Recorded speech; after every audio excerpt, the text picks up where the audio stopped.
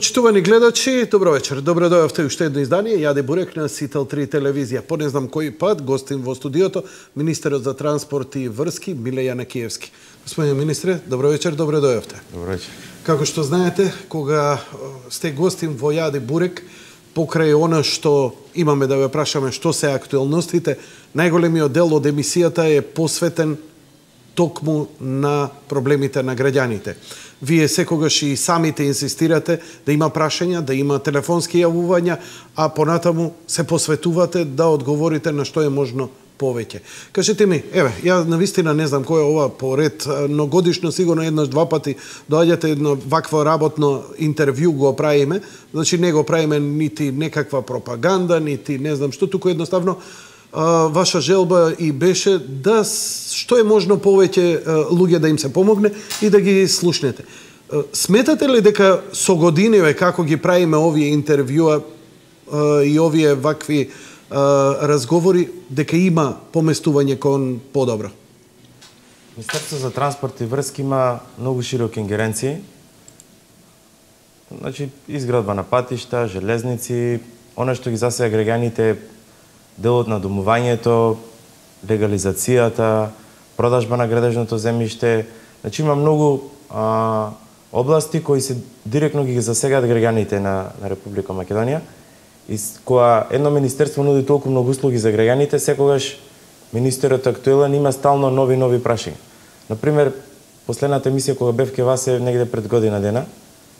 Знам тоаш имаше дека околу 200 прашања и неколку 10 или 15 луѓе дојде во министерството за да прашаат да му се решат проблемите.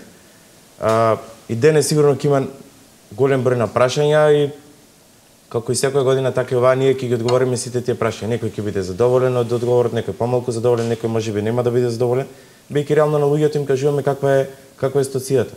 Но сите вакви емисии помагаат да се решат определен број на прашања. И затоа е добро да се има еден отворен контакт со граѓаните. Јас порано практикував и да имам отворен ден со граѓаните, каде идеја граѓаните поставуваат прашања и постојано имам средби со граѓани, често сум присутен на терен, одам посета на општините, решавам проблем на граѓаните. Тоа е она што е нашиот начин на функционирање и добро е да се има постојан контакт со граѓаните, бидејќи секогаш има нови моменти, кога ќе има нови проблеми, дали е тоа преку измена на закони, на подзаконски акти, одлуки на владата, со таков тип на работа се решаваат проблеми на граѓаните. Например, законот за легализација постојано го следиме како процес.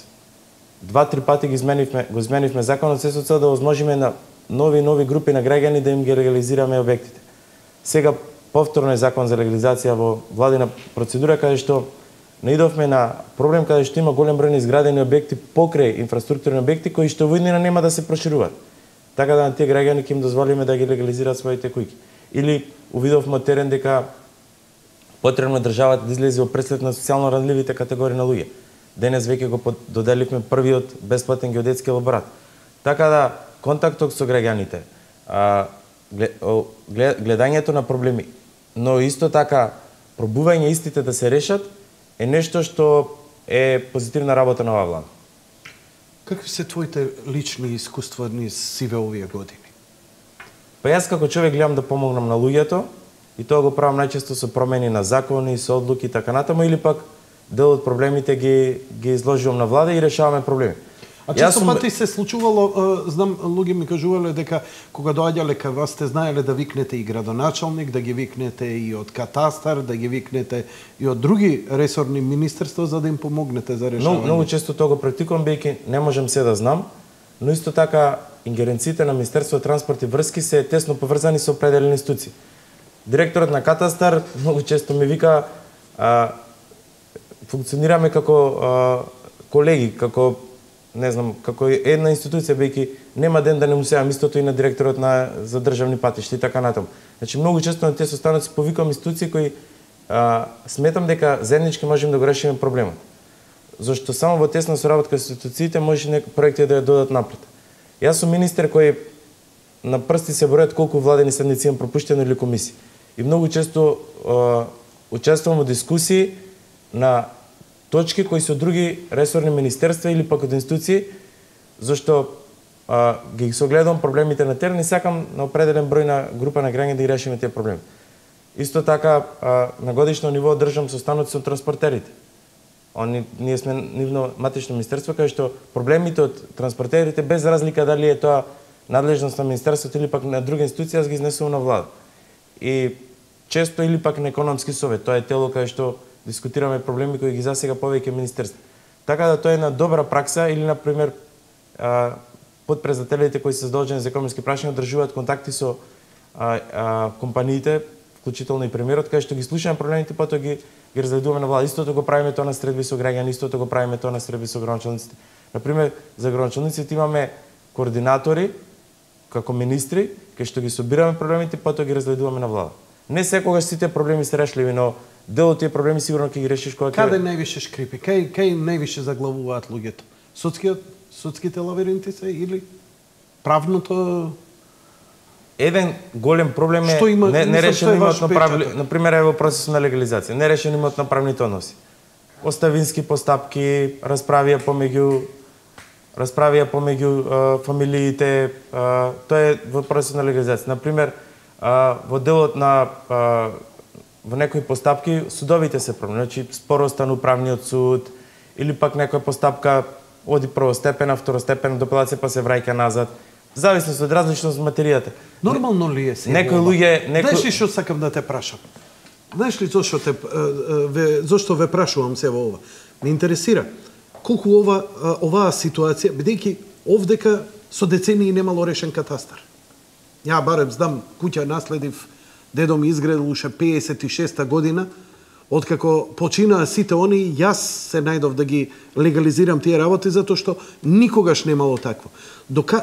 Тоа ли е проблемот? Дали е тоа само наш проблем? Дали е тоа општи проблем? Дали сме ние ендемски вид во ваков вид на проблеми на овие решавање на вакви работи преценели имотно-правни односи и слично? Земите од скандинавскиот дел имаат одличен катастар и лечени имотно-правни односи.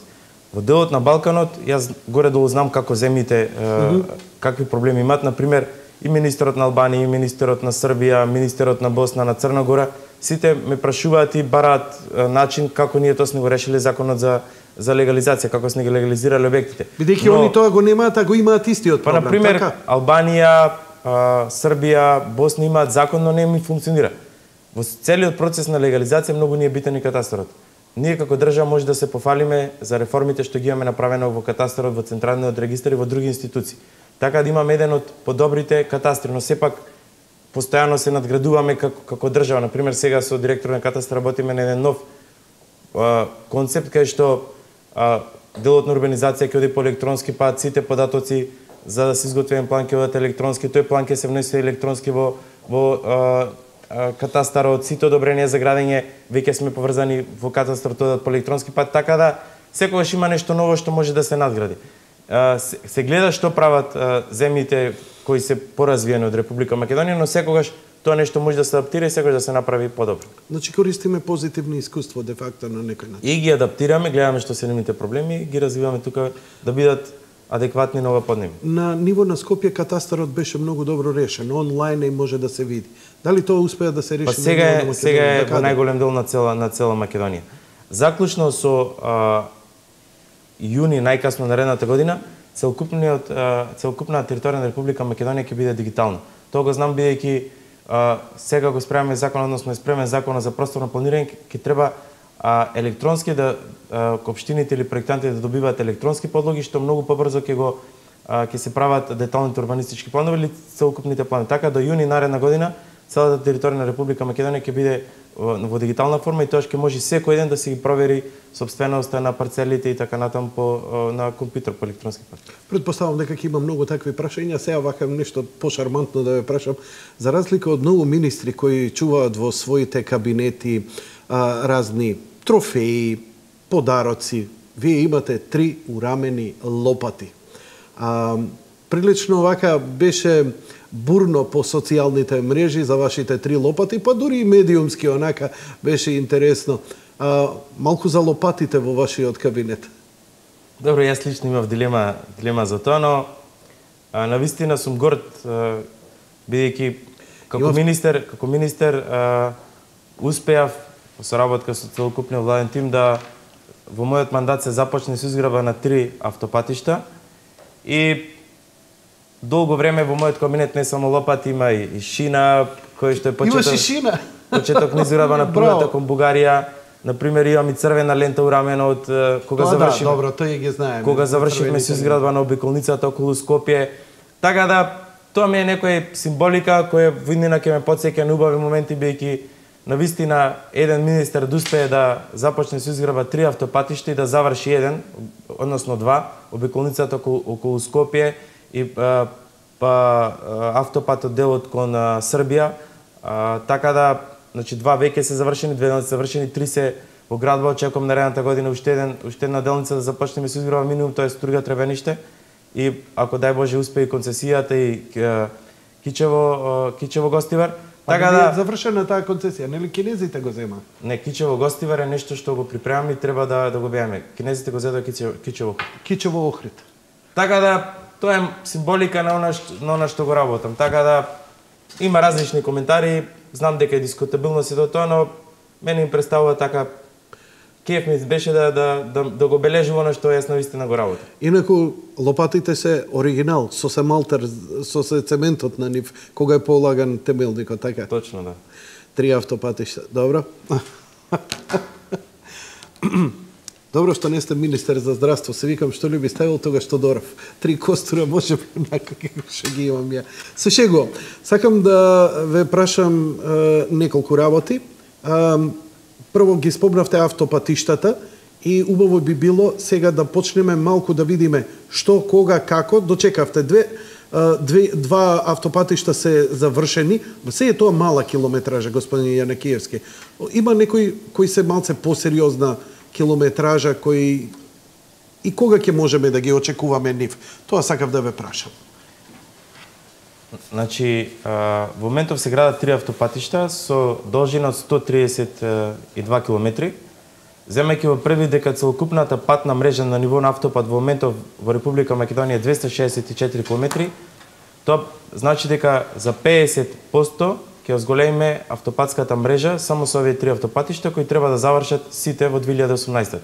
Демиркапија Смоквица завршува 2016-та, Скопје Штип треба да заврши 2017 година и Кичево Охрид треба да заврши од 2018 година. Имаме една ваша презентација, можеме да ја погледнеме.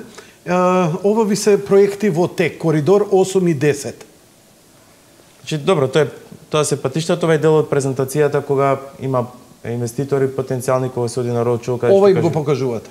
Ова е само еден дел од презентацијата е поголема, ова е само почеток, потоа кажуваме например, ги промовираме туристичките развојни зони, промовираме на целата политика на владата, од аспект на даночна политика, цена на чинење на земја кога е на јавно надавање и така натаму. Значи, има овдека доста интересни графикони, ми го испрати ова од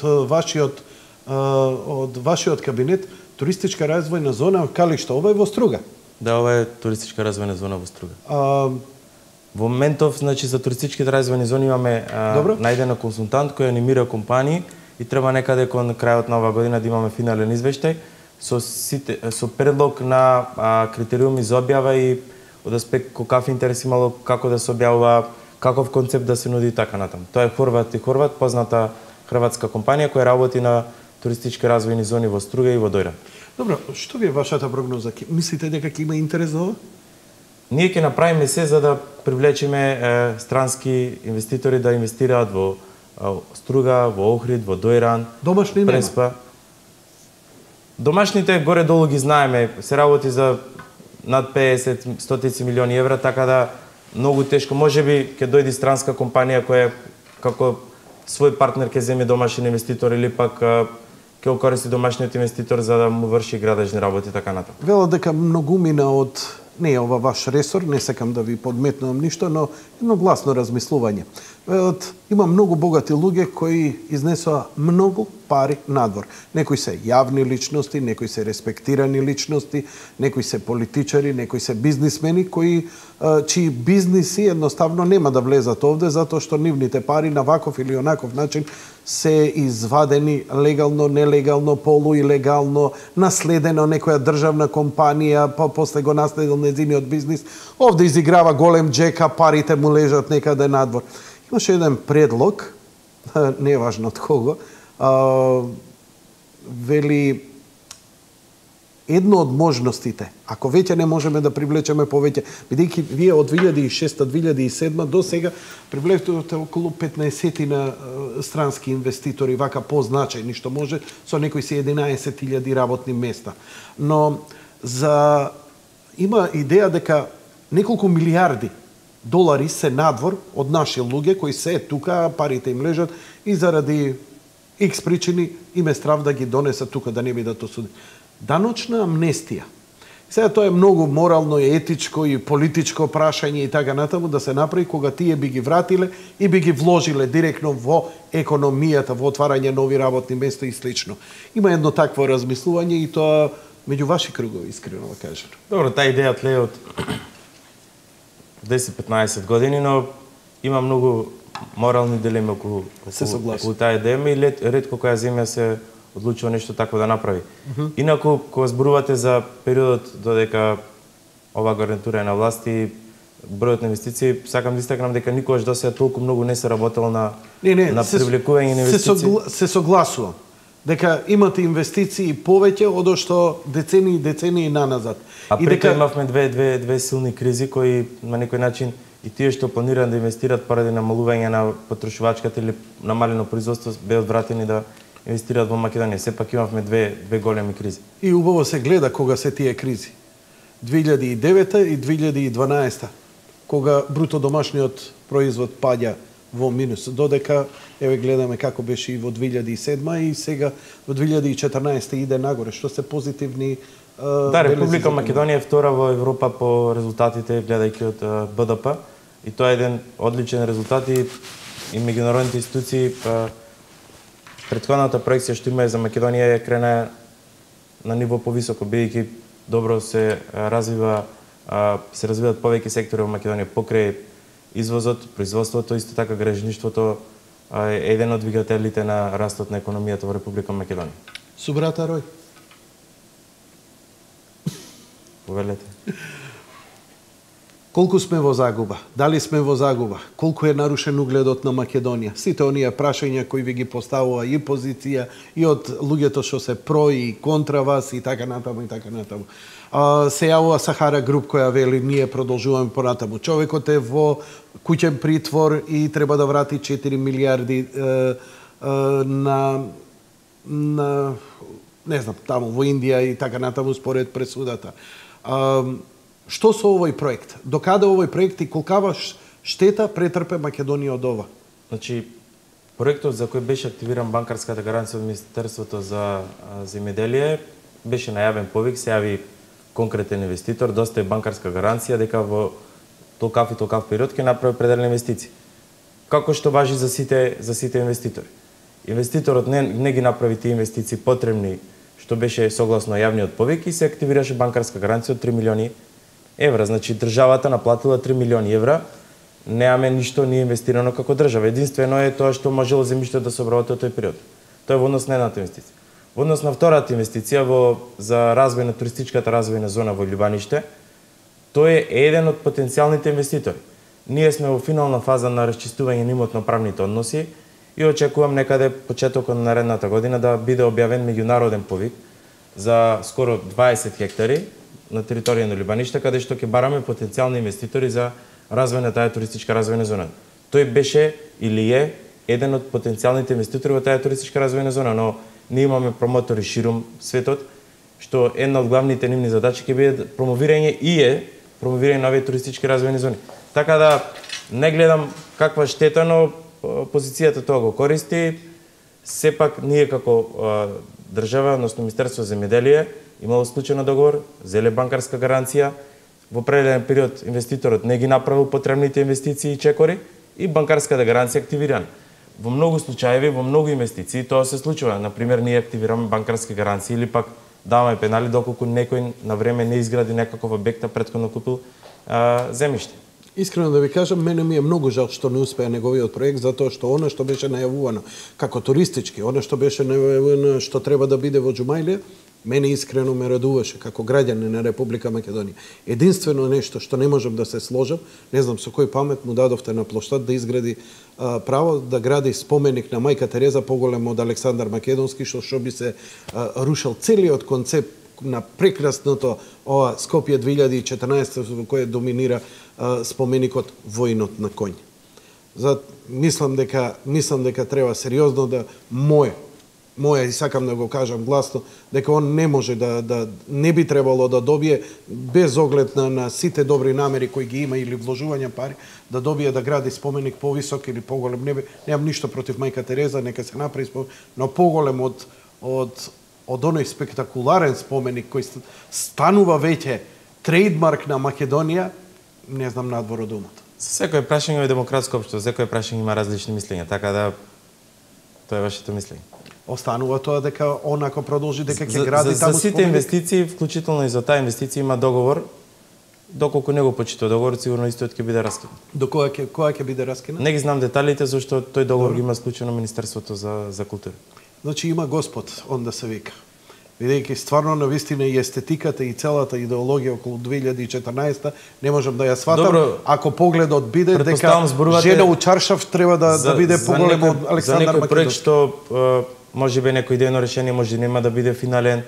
Така да видовме едно решение кој беше катастрофа и ние за избориме. Не треба одма да се суди, можеби ќе се инвестира, можеби ќе има подобро решение, така да додека договорот е валиден или можеби раскинат, не ги знам деталите околу тој договор.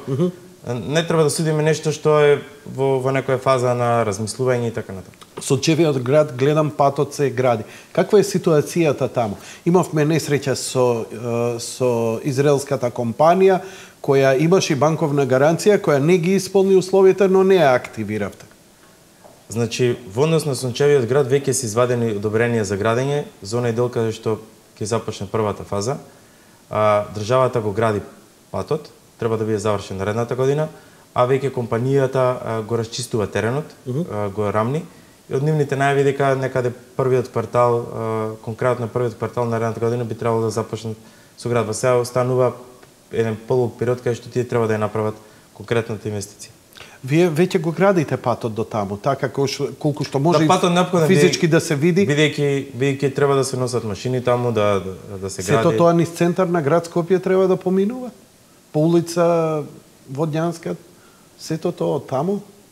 Не мислите дека тоа ќе биде малце проблем? Ќе се направи сообраќајен проект, не знам сега конкретно од каде инвеститорите ќе носат машини, багери, но треба да има една добра комуникација со тој град. Како и да е, тој пат беше наша врска и ние го правиме. Пред некој ден започнавме со изградба на канализациониот систем, кој канализационен систем нема да биде само за Сончевиот град, туку ќе реши голем број на проблеми и во Кисела вода и во аеродром, например.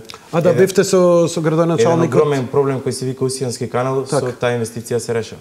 Да, и тука правите, иако не е многу, нели, популарно за еден политичар, сепак една многу добра работа, колекторски системи веќе ги најави, но коце која ќе дојде градоначалникот, со него ќе поразговараме, и иако и тие се многу важни, например, дека повеќе Скопје нема да смрди реката Вардар, бидејќи колекторски систем е започнат да се гради каде што отпадните води кидат. Министерството транспорт и врски гради од Сопиште, од Сончевиот град, потоа има два кракци во, значи низ Сопиште врви, потоа има два краци во Кисела вода. Одлично. И се спојуваат нешто пред високатниците, оди се до булеварот и после од булеварот градоначалникот Цетрановски во соработка со Министерството за животна средина ќе изгради колектор па се до препумната станица. Така да целокупниот тој комплекс ќе се реши со канализационен систем. Тоа се работи, пак велам, кои народот нити ги перцепира, нити ги чувствува, а сепак како инфраструктура и тоа како... Луѓето, посебно во ние во Кисела вода, што имаат септички јами, и то како го чувствува тој проект. Се работи за една солидна инвестиција од околу 5 милиони. Уште ли има луѓе со септички јами? Има. Во Кисела вода, центар на Скопје. Неверојатно. Имате, навистина, многу позитивни проекти. Се фрливте со многу елан, и кога ве сретнав пред некоја година, бевте многу расположени, затоа што започнавте еден проект кој, мислам дека едно 20, 25, па ако не и повеќе и 30 години беше потполно запоставен во Македонија, а тоа е железницата. Обновување на локомотиви, на возови нови, па и ова пругава со Бугарија. Кажете ми, пругава со Бугарија, реалност ли е? Шината што имате у Министерство во кабинет, супер, ама се работи ли нешто на терен у врска со сето? Значи, тој проект го работиме заедно со Министерството за финансии, со Јавно предпријатие за мрежна инфраструктура, со директорот на инфраструктура. Секој ден буквално сме во контакт, бидејќи има доста проекти и мора постојано да се контактира. Пред недела дена, односно пред 3-4 дена, веќе беа одобрени од страна на Европската банка за обнова и развој средства во висина 145 милиони евра за втората делница од коридорот 8. Првата делница од Куманово до Белјаковце, таа е 44 милиони евра, има склучен договор и веќе се започнати градежни активности. За втората делница од Белјаковце до Крива Паланка, веќе добивме средства од ЕБРД за 145 милиони евра. Целокупната проектна документација е изготвена, доставена до Европската банка за обнова и развој. Во вторник на влада треба да помине и законот за кој потоа се исправи кај собрание, за и собранието да ги одобри овие средства, и потоа има склучување на договор некаде во декември, очекувам, и одма распишуваме јавен повик за изнаоѓање на градежна компанија која ќе започне со изградба од 2015 година. Значи, се одиме согласно планот. Исто така, за последната делница, од Крива Паланка до граница со Бугарија, веќе има јавен повик, денојве треба да заврши, за ангажирање на консултантска компанија која треба до 2016 година да го изработи главниот проект и некаде 2017 веќе ќе започнеме со изградба на последната делница. За последната делница веќе начално ни се одобрени ИПА средства во висина 60 милиони евра. Така да, јас сум повеќе од сигурен дека со оваа динамика што работиме и Министерство за финансии и Министерство транспорт и врски и Јавното предпријатие Македонска инфраструктура во 2022 година железничкото поврзување помеѓу Македонија и Бугарија ќе стане реалност. Колку ќе се задолжиме за себе ова? Значи, побитно... Колку влегуваме со наши пари? Колку... Па, добро, сега, апсолутно не станува збор, ја ве разбирам. Инфраструктура ние мора да изградиме вака или онака. Значи, ние немаме нафта, па да можеме сами да се финансираме. Сигурно дел од буџетски средства ќе идат во изградбата, но сиве овие кредити. Математиката која е направена предпоставува. Значи, со колку ќе изнесува се ова? Ние уште пред повеќе години кога ги правивме сите овие планови програми, направивме акционен план точно кој проект од каде ќе се финансира. И ако внимателно погледнете нашата изборна програма, ќе видите дека го пишува проектот, пишува колку средства е и пишува од каде ќе бидат обезбедени тие средства. Сето тоа го правиме за Македонија да биде на некое ниско ниво на задолженост. Бидејќи точно знае Министерство за финансии кога пристигнуваат кредитите, кога се враќаат, кога ќе доспеат новите, така натаму. Вкупната инвестиција на коридорот 8 е некаде кон Бугарија некаде околу 550 милиони евра проценета вредност. Бидејќи за прва делница точно можем да ви кажеме колку пари.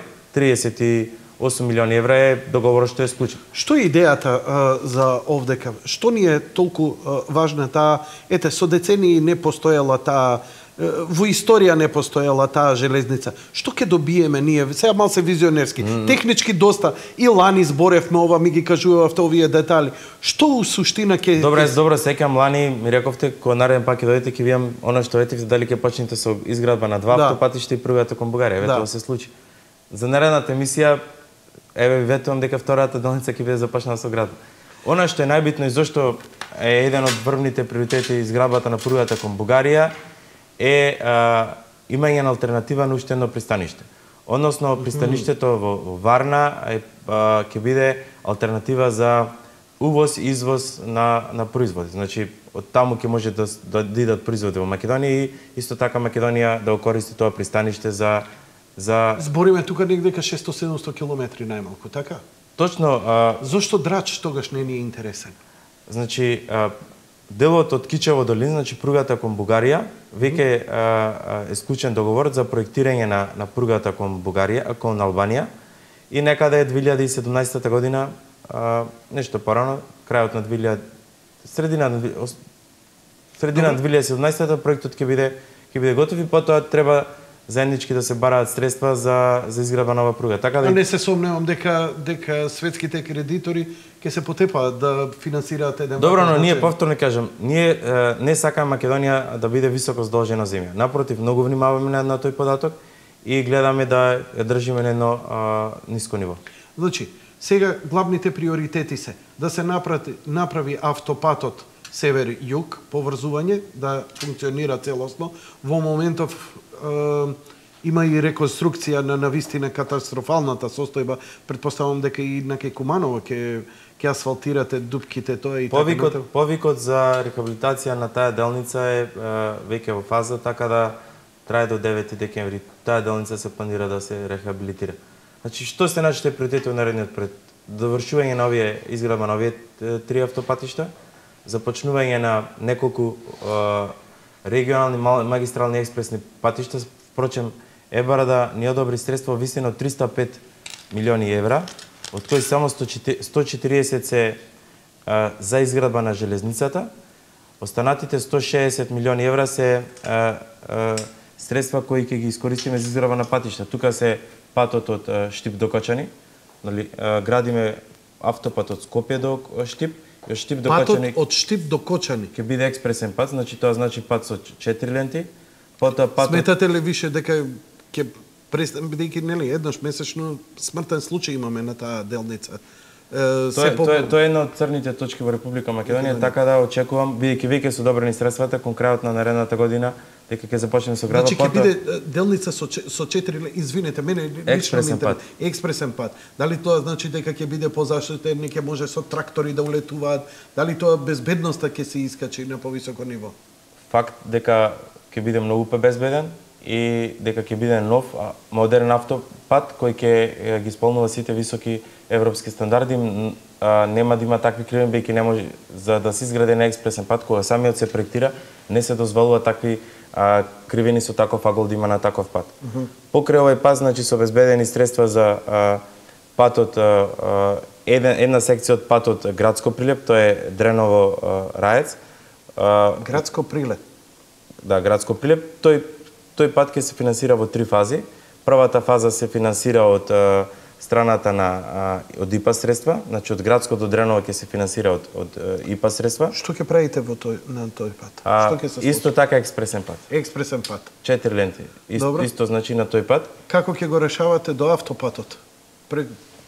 Значи, кога беше презентацијата за новите патарини, кажавме дека патарината што е сега кај Градско ќе се спушти неколку километри наназад, бидејќи ќе има клучка на самиот автопат и од таа клучка ке новата патарина ќе се исклучи за да оди, ќе се заобиколи целосно Росоман и ќе има експресен пат и ќе се приклучи онаму каде што има 3 ленти. Потоа значи оди се до Дреновски клисури, па до Дреновски клисури до Раец. Тој дел ќе се финансира со ЕБРД, а после Плетвар околу 6-7 милиони евра ќе го финансираме со буџетски средства од 2016 натаму. Колку години ќе трае од прилика? Нашата идеја овој пат да биде завршен некаде од 2018 година. Многу амбициозно. Веќе се обезбедени средства, така да проектите за Прилеп Градско веќе започнаме со процес на експроприација. Супер сте кога ќе направите план, ги наоѓате парите, успевате, јави честитам. Но, да ви кажам една работа, повторно замерка од моја страна. Значи, објавувате тендер, се пријавуваат и спрема, нели, работите по закон тендерот, така, и почнува на терен да работа. Катастрофа се изведувачите. Како да се некој примитив... Извинете, сега малца ја ќе зборам со емоции и ќе ви кажам, затоа што сум ветел на гледачите, дека секој што ќе ми дојде од влада, ќе му го зборам ова, без оглед дали ви е ресор или не. Аљкави. Значи, како да нема, да се луѓе без лична хигиена. Прво, градилиштава низ градов. Искача со секалливи гуми, прави 2 километра лента, која се дига прашина на сево ова загадување.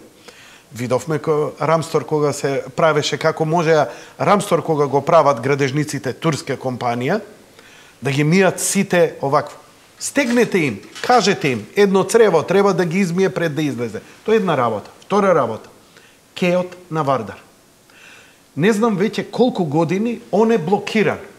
Од едната ладја до последната ладја кај Holiday Inn. Зошто? Едната лаѓа е готова, ај сега се гради тркалото. Повторно доаѓа сега овдека после камениот мост еден таков, аљкав, едно такво ѓубриште. Тие два брода се уште се во некоја фаза на изградба. Тоа е како, ја не знам како да сме викнале примитивци од некое нецивилизирано место, каде што со мотики чисто, кој ништо не им значи. Ја, извинете, многу сум изиритира. Со години, ние рекреативците, на велосипеди, на ролери, на што трчаат, што рекреираат, значи, може да се направи некаков, најдете некое решение. Како што се најде решение во Охрид, нели, за да се стигне до Канео, се направи едно монтажен мост или нешто слично. Мислам, нема веќе никаква причина. Неколку пати бев во археолошкиот музеј, од таму ги гледам, стварно нема никаква причина, нема веќе тешка механизација. Ја само ова ви го кажам, не да ве критикувам, да направите позитивен притисок, бидејќи во април месец истиот муабет му го кажав на премиерот. Он ми викаше, ако развивај се, веќе не можеме ни да ги кренеме велосипедите и да поминеме преку плоштадот. Затоа што сега и плоштадот е затворен. Ја морам да кршам закон, да ме опоменува обезбедување низ трговскиот центар, бидејќи не морам да возам со велосипед низ трговски центар, како и многу други сограѓани. Ве молам, нема повеќе никаква причина. Ослободете ги тие тараби и таму кај што го прават ова, нека најдат едно решение, еден бајпас за пешаци за се. Најубавото место во ова загадување само покрај река е чисто. Ја само тоа ве замолувам од името на сите рекреативци да направите што можете. Значи, во делот на урбан транспорт, значи, кога се гради секогаш има шут, валкано е и окей. Генерално, вашите забелешки се она дека кога се гради не може да биде секогаш чисто, но треба да се подобри нашата култура пред се и ние... Особено во центар на град, кога се гради. Затоа и во Закон за земна чистота предвидовме казни, но не секогаш се казнува, бидејќи конкретно во ваков случај треба комуналниот инспектор да излезе да и казни компаниите. Оно што сакам да кажам во делот на урбаниот транспорт или велосипедски патеки. Во соработка со градот Скопје, пред се градот Скопје кој тој проект, се работи на проект за изградба и одбележување на пешачки патеки низ градот Скопје, а ние како Министерство преку ИПА програмата за наредниот период, таа е програма 14-20, ќе помогнеме со определени средства за реализација на што е можно поголем број на пешачки патеки, бидејќи свеста кај граѓаните е се поголема во однос на користење на урбан транспорт и велосипеди, така да веќе градот Скопје има направено мастер план за развој на велосипедски патеки, но сега треба инвестиции, дел ќе инвестира градот Скопје, дел ние ќе помогнеме преку ИПА програмата. Ја ви велам, спасете ни го малце здравието. Значи, не ми треба да возиме на Партизанска или по широки булевари. Загадено е, дишеме издувни газ. Нема подобар начин да отидеш од еден на крај на Скопје на друг, освен преку Кеот. Така, да. Само заради тоа. Ја ви велам, не трошете пари. Океј, нека ви биде, ајде, правите ги тие. Не ве притискаме за тие нови велосипедски патеки по широки. Дајте ни го само Кеот, ние ќе ви бидеме преблагодарни. Само тие лимени тараби и еден кај тркалото сега што се гради, нека се изнајде начин како да се премости тоа за да можеме ние да шетаме. Па и за туризам и за сите тие работи. Сега, ја ќе ви ги испратам лично фотографиите да ги видите. И секоја критика за тие што градат, секоја критика за тие што градат. Јас знам дека они ќе се вадат. Еј, не ми стигнале пари од ова, ја не сум поделил плати, Министерството не ме интересира. Мене како граѓани не ме интересира. Доволно пари се натафирале да можат и хигиената да ја одржува. Толку не ве гушам за ова, ветив дека ќе ви го кажам и знам дека ќе направите. Знам дека ова не е празен муабет, знам дека ќе се заинтересират. Следната недела доаѓа Коце, истиот муабет и него го чека. Морам, верувајте ми, морам, ми треба, свеста е голема, врие од народ таму. Врие од народ таму и туристички, мислам доаѓаш Скопје 2014 ќе го прошеташ и логично ти е да дојдеш тука тој дел и сега убаво е се копа све, ама мора да правиме такви бајпаси за да функционира. Океј, што имаме следно? Следно имаме реклами идеме уште многу проекти имате овдека и да ги отворам телефоните затоа што народов желно ве очекува, да ви кажам, со месеци наназад се јавува и бара контакт со вас. Повторно назад во студиото со министерот Миле Јанакиевски. Што не очекува во идната година? Оваа заврши. Видовме во најавите има доста проекти и то големи инфраструктури. Значи сега веќе не се занимаваме со ситна боранија. Не те рчкам овој пат за Јужниот булевар. Коце ќе го дриблам за него. Сакам да ве прашам што ќе бидат главните активности веќе еве за еден месец што се вика доаѓа 2015. Многу најави има. Она што в година ќе се случува е со еден збор ќе биде хаос низ територијата на Македонија, бидејќи ќе започне се изградува многу патишта.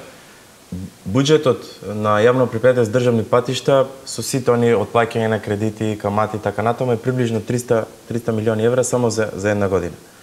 Јас ги 300 милиони евра, па тоа е 300 километри, ајде да речем.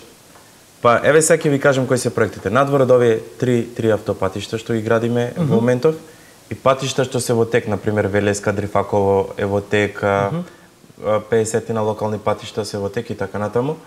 Од Европската банка за обнова и развој претходно што спомнав само два патишта, тоа е Градско Прилеп и Штип Кочани. Дополнително тоа е и патот Охрид Пештани кој е 60 милиони евра. Значи тој ќе го правите, имам прашања за тој пат доста. Охрид Пештани веќе во фаза на проектирање, треба некаде до јанари месец наредната година да се спроектира и потоа некаде повеќе од проектите ќе започне да се изградува втората половина од 2015 година. И четврта делница која ни одобри Ебарада е од Струга до Требениште, тоа е дел од коридорот 8, Струга кон Албанија. Тој пакет ни го одобри Ебарада. Но Светска банка, дополнително ние работиме со Светска банка. Само Светската банка пред едно-две недели ни одобри 55 милиони евра, тоа е првата фаза, бидејќи проектите со Светска банка ги поделивме во две фази. Првата фаза е реконструкција, значи нема тука проширување, чисто гребење на асфалт и поставување на нов асфалт, заштитни банкини, бележење и така натаму. Вториот пакет е изградба и проширување на постоечки патишта.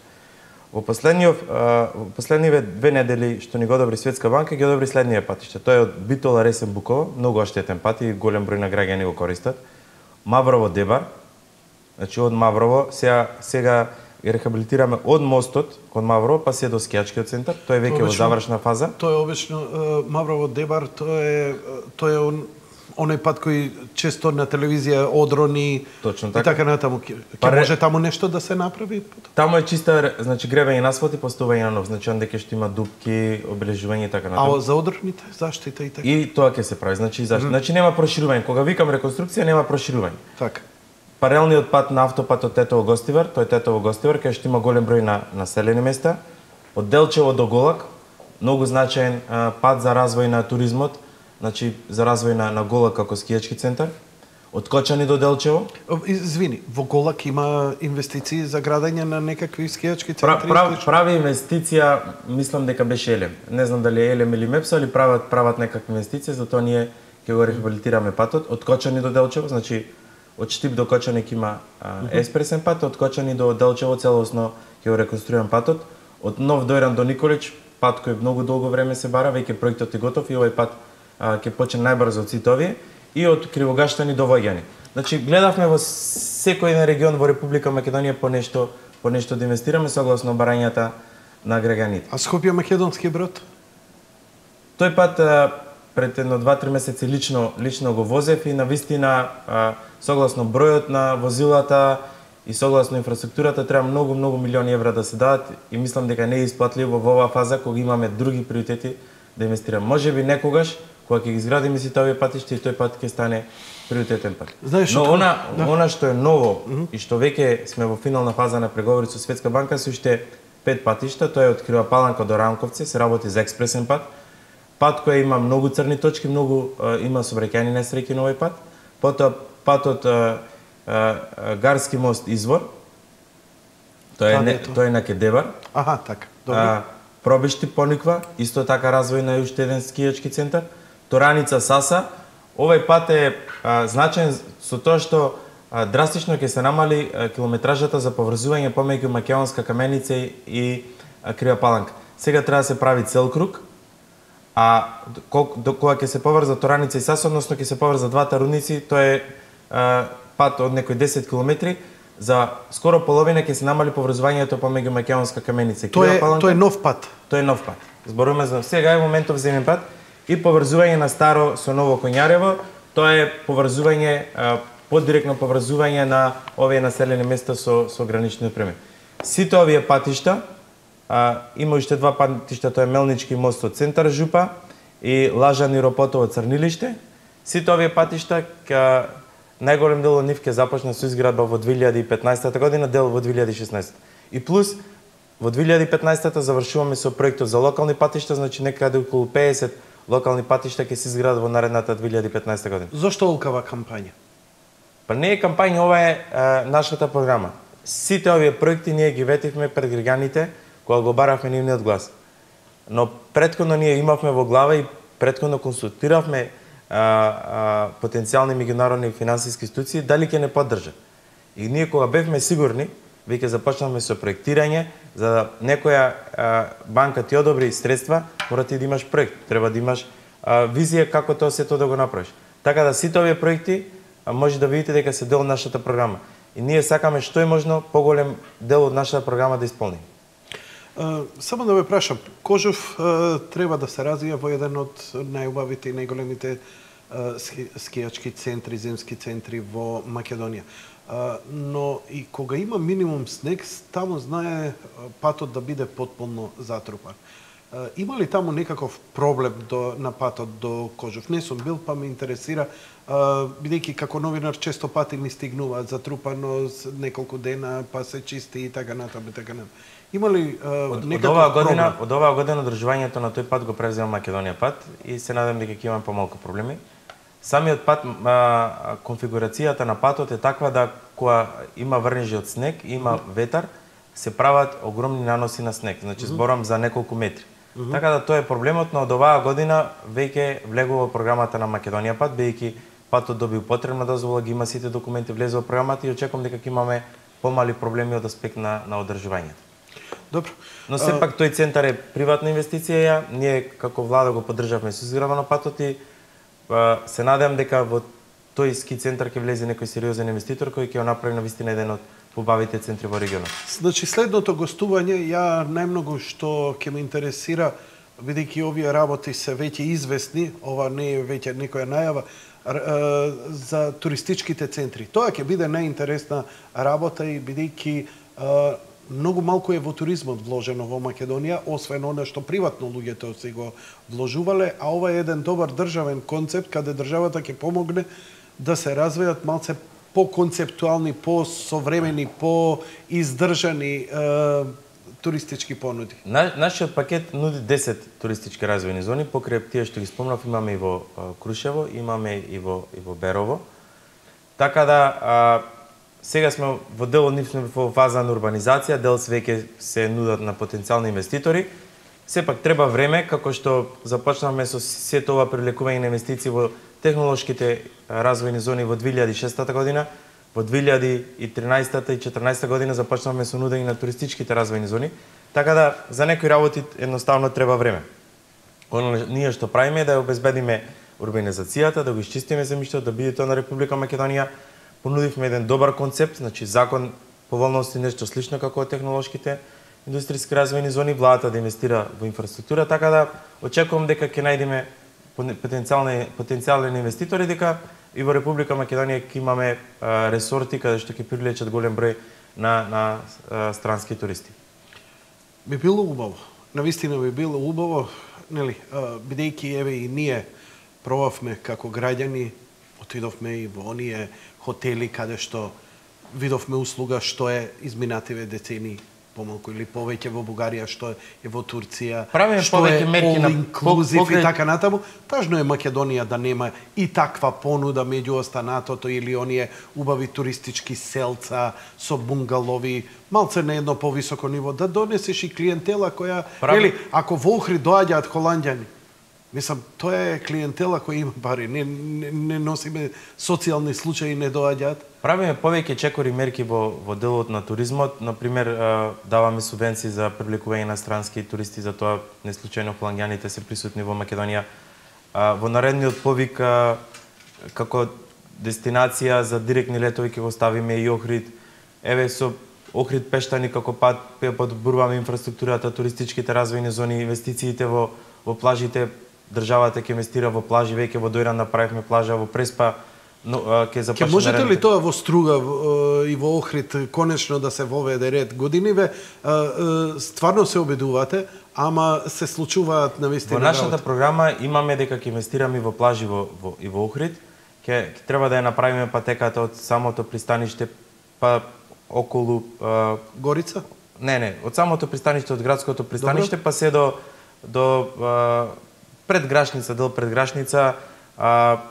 Градоначалникот има идеја како да го развива на Малецко пристаниште, така да имаме повеќе проекти што се дел од нашата програма. Патеката околу Велешкото езеро не е баш добра. Ја прошетав пред 2 недели, има таму неколку дело, еден дел е перфектно направена, морам да признам, ама има неколку дело. Таа патека изградена 2009-2010 година, претпоставам не се одржува добро, бидејќи сега е во надлежност. Не, патеката е добра, него самиот оние неколку делови се недоизградени, тука езерото веќе се излева на кај автопадот. И нели тој бајпас што требаше да може кога се иде од југ кон север да се дојде на Велешко езеро. Значи, еден крак за да може, кога возите од Гевгелија кон Скопје, да влезете од автопатот, да се спуштите на... Сега има влез Велешкото езеро и не планираме други влезови, инаку патеката... Нема влез од таа страна. Треба да влезеш во... Да, од другата страна, точно. Во Велес, од другата страна. Мислам дека ова би било добро и корисно. Добро, окей. Она сега главното одиме. Режија, ве молам, отворете ги телефоните. Јас додека да го отворам и мојот Facebook профил и одиме со вашите прашања во наредните 60 минути. Ако имаме некој на линија, веднаш повелете вклучете го, ако не, тогаш претпоставам вие ја одговоривте и на доста прашања во овие, например, Охрид градиште, тој пат кој е навистина, нели, се пофреквентен и тој ќе биде значаен поттик за туризмот на целиот тој регион ако тој пат се направи. Каков пат треба тоа да биде во суштина? Тоа ќе биде магистрален пат, значи широк пат колку нешто над 11 метри. Ќе биде дел значи од Охрид до Пештани, вклучително ќе биде во функција на туристичката развојна зона, но и генерално развој на туризмот. Бидејќи сега еден од проблемите во Охрид е што има тесни патишта помеѓу плажите, овој пат ќе оди горе, значи скроз горе од постоечкиот пат и некаде клучка ќе има ке бензинската пумпа на Макпетро. Бидејќи проектот е во финална фаза, имам идеен проект, така да точно знаеме каде ќе биде и самата траса. Добро. Колку дупки има на патот Скопје-Велес? Дали знае министерот? Знае, затоа и го асфалтираат сега. Дали Дарко Атанасовски знае дека патот се реконструира? Ја му поставувам контрапрашање. Добро. Што мисли министерот, колку е тоа во ред со законите за шпедиција?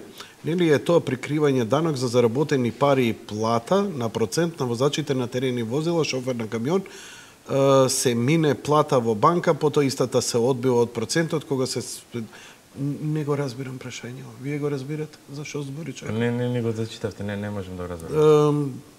Се мине плата во банка, потоа истата се одбива од процентот, кога се сверува трошоците од минатата тура, остатокот се дава на рака и никому ништо, само по богати газди.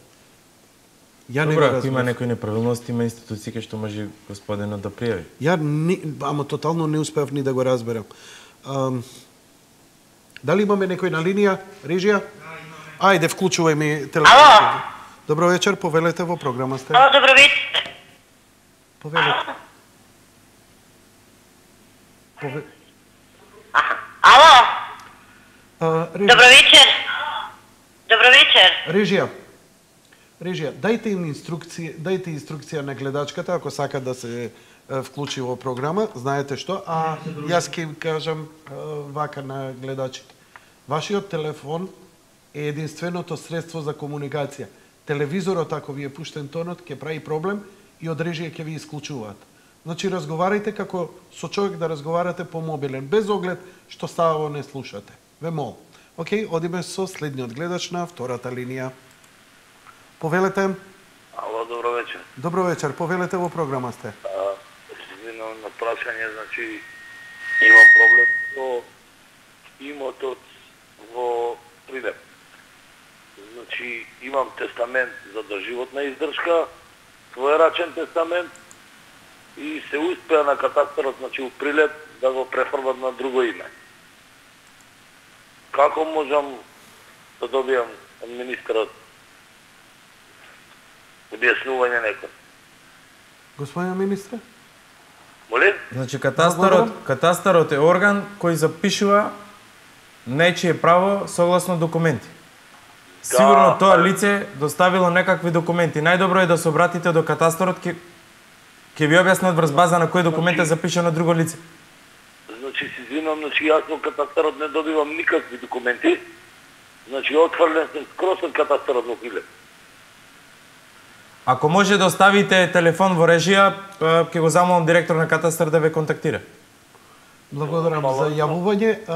Ве молам за да можеме... Добро, одиме веднаш со следниот гледач. Добро вечер. Добро вечер.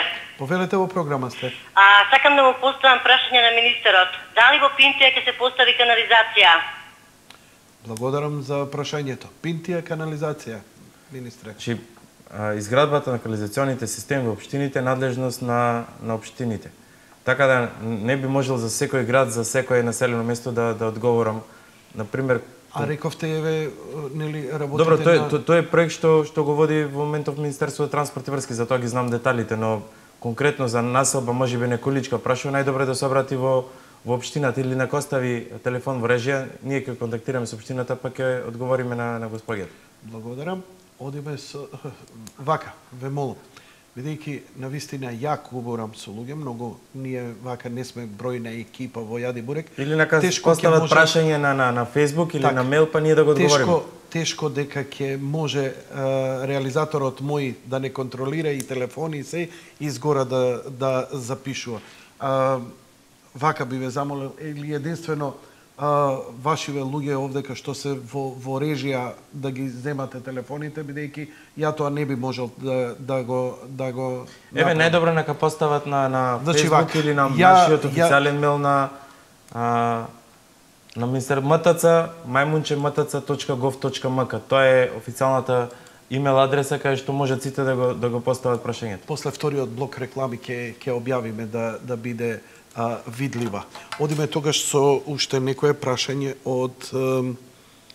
од Facebook да видиме. Дали сте се возеле со воз или автобус Скопје-Прилеп-Скопје во петок, сабота или недела? Тоа што дозволи бесплатен превоз на млади до 26 години, ние другиве граѓани не можеме со прст да влеземе ни во воз, ни во автобус. Искрено, од кога е воведена таа мерката, се неам возено во воз, но таа мерка е добра, бидејќи сакавме на некој начин да ги поддржиме младите граѓани за да можат бесплатно да патуваат, да можат слободно да комуницираат со луѓето, да можат слободно да се движат. Така да тоа е реалноста, кога има бесплатно поголем број на луѓе се движат, но тоа беше дел од нашата програма и го реализиравме. Едно прашање во врска со Македонски пошти, а искрено јас дојдов, имав нешто приватна работа, некои книги ми прати овдека за промоција во многу очајна ситуација. Искршен инвентар, дотраен, луѓето работат, окей, се таму, се гледа дека се трудат колку можат. Што правиме со пошта? Она што е наша стратегија на пошта е да најдеме стратешки партнер кој би купил малцински пакет од акциите и би учествувал со свој менеджмент. Проблемот што досега тоа го немаме направено е не до крај се расчистени имотно-правните односи со Телеком, бидејќи има околу нешто над 100 дуќани кои што се уште не се поделени помеѓу Телеком и во пошта. За да се оди со такво продавање на акциите треба точно да се знае вредноста на на самото предприятие. Така да очекувам дека час поскоро ќе заврши таа поделба на имотот помеѓу пошта и Телеком, бидејќи дел од тие спорни објекти воопшто не се легализирани, така да потоа би оделе со продажба на малцински пакет, значи државата би останала. Ова со канаѓаните значи немаше шанса да се оствари. Па не знам, тоа беше многу одамна, не сум учествувал во разговорите, но идејата е владата да остане доминантен собственик, а некој стратешки партнер да купи малцински пакет со тоа што би учествувал во менеджментот на компанијата. Се согласувам дека има има доста простор за подобрување на квалитетот на услугите на македонска пошта. Поготово сега со онлайн купувањето и за нив ќе биде предизвик. Јас знам дека, нели, често пати купувам книги или филм или некои сетници и така натаму онлайн заради Амазон, заради Алиекспрес, Алибаба за наголемо, Алиекспрес за нас за ситно. И сето тоа е предизвик, има се поголеми и поголеми имаат обем на работа, току на тоа не се би требало да се преструктурирани и да се малце да се стегнат за да може. И тоа ќе биде и за нив профит голем. Има многу нови производи што може да се. За Охрид Пешта, ни кажете ми, патот ќе иде покрај плажи, прашува еден гледач? Не, патот е повисоко од сегашниот пат. Повисоко ќе иде горе. Да. Добро. Одиме со следниот гледач на Значи над плажите конкретно. Свативме, така. Добро вечер, повелете во програма сте. Добро вечер. Јас сум Рацко од Македонски Брод. Поздравувам Јанко и министерот. Благодарам. Повели. Сакам да дадам, ако ми се дозволите, мал коментар. Министерот рече дека патот, не стои пат од Македонски Брод према Скопје, поминуваат малци возила. Дали мисли дека може да поминуваат по таков пат повеќе возила? Тоа не знам. Втора работа, тој пат би го користеле 20.000 луѓе кои што потекнуваат од Порече, кои што имаат своји куќи, своји имоти и би поминувале секако по тој пат доколку би бил употреблив. И трета работа, јас лично ќе се сетим министерот дес со група граѓани пред кои ни обети барем тапонирање на макадамскиот пат од 16 км од Белица до село Здуње. Ова е легитимно, ние го бараме, како и да се сватите. Благодарам за јавувањето. Значи нема лоша инвестиција кога се работи за изградба на пат. Но јас отворено кажав дека изградбата на тој пат не е дел од нашата програма и во моментов не е приоритет. Јас знам дека има потреба за тој пат и јас лично потекло сум од Поречието. Мојот дедо бил роден таму, но на вистина во моментов не е приоритет и не е дел од нашата програма. Може би во наредниот период, кога ќе правиме нова програма, кога ќе изградиме сите овие патишта, ќе оставиме тој пат на агенда. Зошто се избегнува тој пат 30 години? Сите некои ќе го спомнат, па ќе го откажат, па ќе го спомнат. Толку ли е силно тоа лоби? Ние имаме впечаток дека е тоа заради ловиштето и дека заради оваа буџаванијата која сака да убива животни, да си совира трофеи, дека заради, не знам, таков некаков си елитизам. Јас за овој проблем знам од 85-та година. Во една прилика кога бев во посета на Македонски Брод, сакав да видам лично како изгледа тој пат и го возевме тој пат со кола. Значи може со кола да се вози тој пат, но има многу лоши услови. И тој пат што е изграден е во многу тесен со кривини така натаму. Се работи за многу скап пат, за неколку десетици милиони евра, а многу мал број на идни корисници. Бидејќи точно каже господинот од Поречието би го користели 10.000 луѓе. Чекај. А што мислите, скопјани како би иделе, кога би го направиле тој пат, кога би иделе до Охрид, ќе идеме преку Тетово, Гостивар да плаќаме патарини и така натаму, или ќе идеме преку Македонски Брод па да се споиме кај Кичево и те цепај за тоа? Добро било еднаш лично да го извози тој пат, да видите за каков терен се работи, тоа е... По ваков пат нема да го возам. Пат кој се во планина, значи мора да се сечи планина да се гради пат. И тој пат ќе биде со многу кривини. И да се направи патот, и да се направи пат ќе биде тежок пат. Тоа е тежок пат кај што цело време поминува низ планини. Одиме со следниот гледач. Добро вечер. Добро вечер. Повелете. Сакам едно прашање да го поставам на министерот. Што направија со фирмата во Свети Николе, он е запознаен од Шведска, Македонија Гераб. И докаде е со таа фирма? Оце луѓето чекаат извештај од овде. Со земјата нешто не им оди од Свети Николе. Постави под прашање. Која фирма? Македонија Герап. Јас знае министерот запознаен е со таа фирма.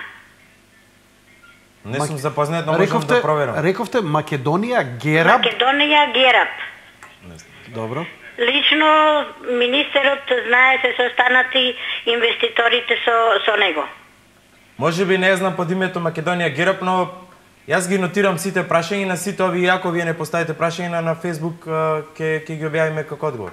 Македонија Герап запишем. Навистина не ме е позната под ово име, може би ако ми кажете детали што треба да произведува така нато, може би ќе се. Ќе изведуваат, знаете ли што ќе произведуваат? Струја со ѓубрето отпад од ѓубрето што се носи во Дрисла, треба да се прави фабрика во Свети Николе. Ѓубрето од Дрисла во Свети Николе? Не од Дрисла, него отаде, тој дел таму ќе се носи.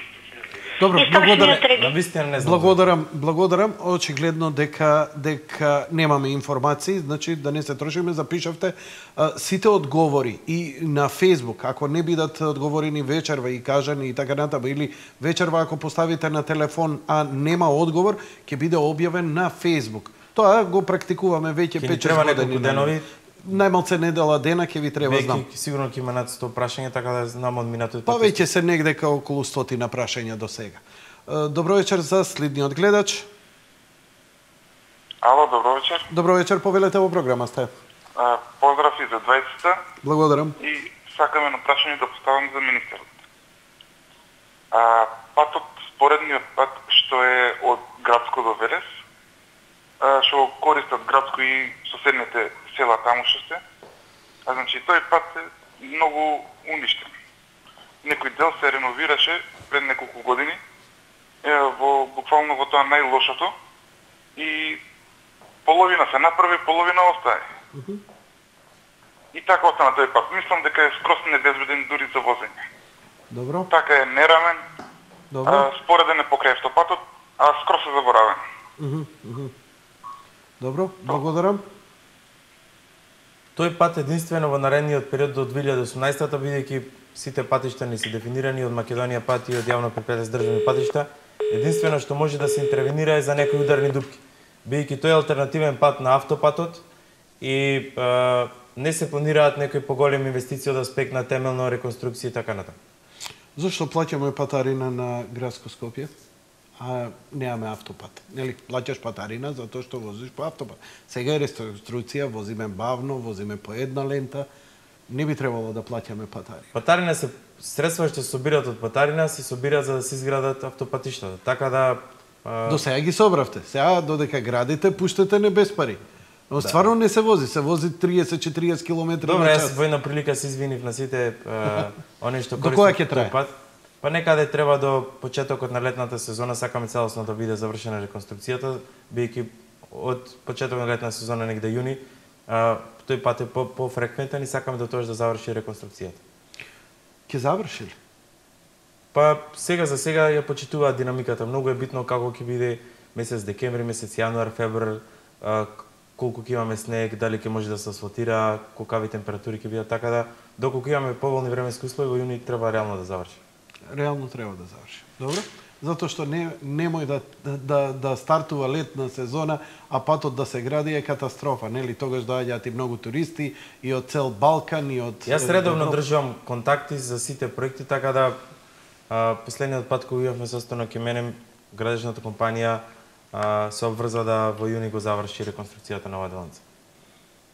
Таму работи компанијата Штрабак заедно со домашната компанија Грани, така да сериозни компании. Ме насмеа комашинот мој, вика, дали знаеш да броиш до милиарда? Скопје Велес има милиарда дупки. Да, затоа и се реконструира тој пат, навистина беше многу очен и Скопје. Тој откако изграден и НАТО која го Велес Скопје се реконструира, Скопје Велес го реконструиравме претходно. Да. Одиме со следниот гледач. Ало? Добро вечер. Добро вечер. Повелете. Поздрав до вашата емисија и пред се до министерот Миле Јанакиевски. Добро. Сакам да му поставам едно прашање доколку може. Повелете. Се работи за градежна парцела во строгиот центар на град Скопје. Поточно министерот е запознаен, се работи за парцела на самиот плоштад. Тоа е парцелата каде што сега се гради така наречениот хотел Македонија. Господин министре? Добро, што е прашањето? Прашањето е, значи, договорот, значи, кој што Министерството за транспорт и врски веќе го има подпишано со инвеститорот, значи, за надавање, значи, кој што беше објавена на јавен тендер. Добро. Во таа градежна, значи, парцела беа влезени и оваа парцела, тоест две приватни парцели во кои што требаше да се гради хотелот на тоа место. Добро. Град Скопје, значи, го менува ДУП-от или деталниот урбанистички план, во кој што точно се отсекуваат овие две парцели и останува, значи, надвор од градба на хотелот. Нормално дека тоа приватно земјиште и понатака си Добро, само ве молам малце динамиката. Би сакал да знам, значи, кое ќе биде решението на конкретно на таа парцела. Благодарам. Ви благодарам многу за... Нема проблем, anytime, само да бидеме брзи. Во однос на конкретната инвестиција, доколку вашето земјиште не припаѓа на градежната парцела, а инвеститорот има врска само да го изгради хотелот и веќе може да се види на лице место дека изграден објектот, тоаш никој не може да ви го земе земјиштето, но ќе ви остане нефункционално бидејќи не е во рамките на градежната парцела. Мислам дека ви одговорив на прашањето бидејќи не знам што точно прашувавте, но доколку вашето земјиште не е во градежната парцела, тогаш тоа станува така бидејќи веќе објектот е изграден и може формално правно тој да си го гради објектот бидејќи вашето земјиште не е во таа градежна парцела. Колку што ве разбрав, со план изземено е вашата парцела од градежната парцела кај што се гради во моментот. Значи човекот се надевал дека ќе му биде, нели, можеби инвестиција би му било кога би била влезена во тоа, нели? Па зошто е изземена? Добро, изземањето е направено со промена на детален урбанистички план, но доколку не влегува во конкретна градежна парцела, тоаш ништо не може да се направи со тоа земјиште. Одобрен проект, платени комунали. За колку време општината има обврска да издаде одобрение за градба, прашува Марија? 15 дена. Доколку не издаде одобрение за градење во рок од со платени комунали во рок од 5 дена.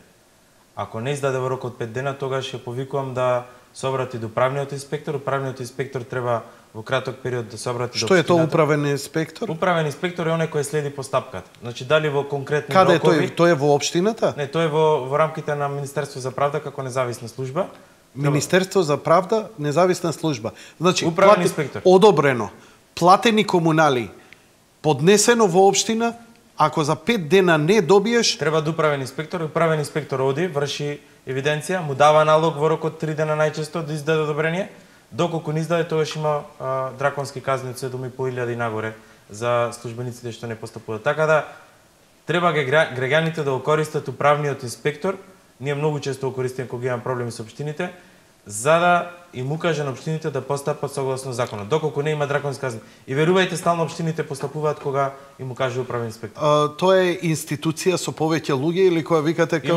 Има, сега не знам точно колку, ама сигурно и над 30 инспектори кои работат на територија на Македонија и точно контролираат дали институциите постапуваат согласно закон, дали ги почитуваат роковите и така натаму.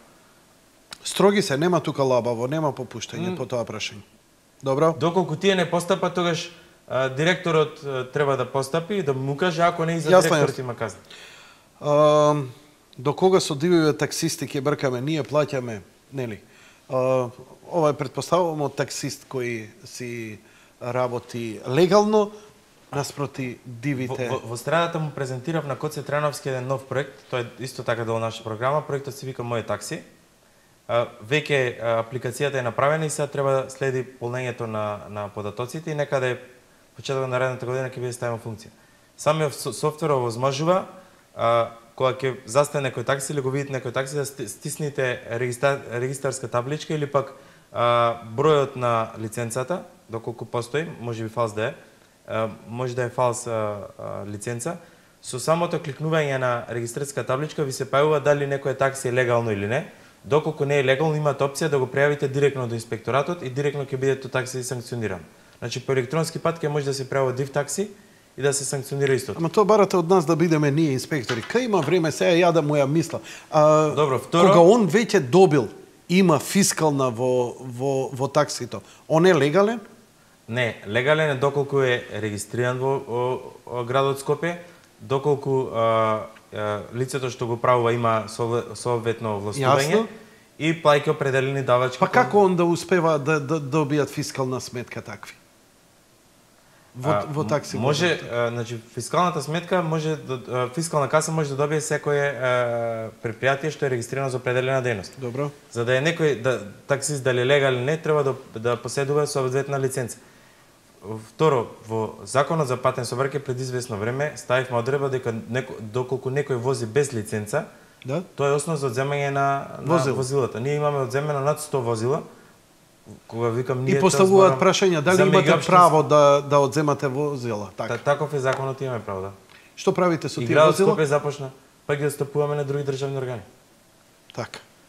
Нема лабаво. Одиме со следниот гледач. Добро вечер. Добро вечер. Повелете. Гледач од Кичево, Севам. Повелете. Зоран конкретно.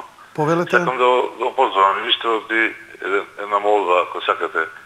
Во општина Кичево постои единствено село што не е асфалтирано до сега, во наредните не знам колку години. Постоеше и стар проект, замина ите, одречени не е асфалтиран 2 км и 750 метри. Таму се гледат се и нови викендички, тоа е планинско село, рурално потаче. Како се вика? Село Патеец Кичево. Порано под општина Ранештица беше се општина Кичево. Повторете го селото село Полека. Полека. Чекај да затворам уста ја и кажи го убаво, не разбираме. Повели. Значи село Патеец. Патеец. Општина Кичево. Патеец. Батеец или П Патеец? П како Прилеп. П како Прилеп. Добро, чиме Прилеп разбравме. Ти благодарам за јавувањето. Неасфалтиран пат за ова. Видете дали може да се направи нешто. Благодарам за јавувањето. Одиме следниот гледач. Ја да прочитам некоја порака интересна општо што би било. Добро вечер. Добро вечер. Повелете. Се јавам од Прилеп, Јанко. Повелете. Имам едно прашање до министерот. Пензионерската зграда, продадени се 2 станови. Кога ќе се продаваат другите? Дали ќе се продаваат? Што станува со таа зграда? Може? Да, слободно. Значи, оваа зграда претходно беше во управување на јавно предпријатие за стопанисување со стамбен деловен простор и во тој период продадени се 2 стана. Сега во моментов со таа зграда управува фондот за ПИО и на влада дискутиравме што да се прави со таа зграда. Сега за сега, согласно позитивните законски прописи, нема основ за откупување на тие станови. Доколку се одлучи поинаку, сигурно закупците ќе бидат информирани. Сега за сега се користат под закуп, како што има да говори. Бане Ливриновски.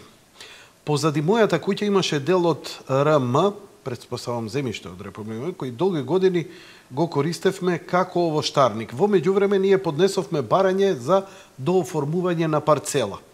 Пред неколку години на сила ни ја срушија оградата и почнаа да градат објект. Пријавивме во општина Чаир, од таму дојде инспектор, даде решение за рушење и тука застана работата.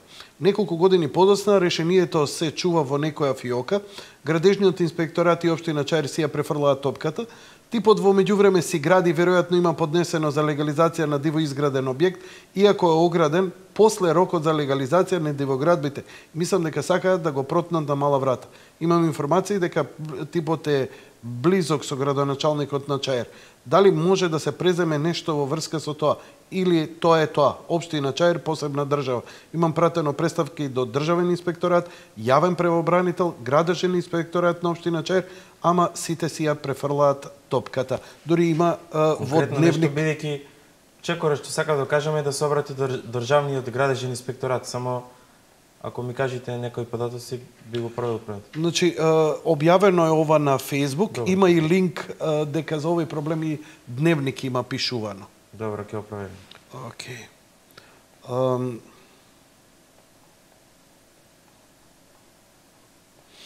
Имам прашање, село Агино Куманово, да стасаме до нашата општина, мораме да платиме патарина која кошта 60 динари. Министерот неколку пати ни вети дека ќе го разгледа тоа наше болно прашање. Единствена наша комуникација со Куманово ни е магистралниот пат. Однапред благодарам. Значи, штом се користи автопат, не може никој да биде изземе.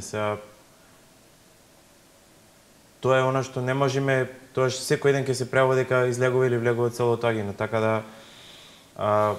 нема друго начин освен да плаќаат патарина чим го користат автопат.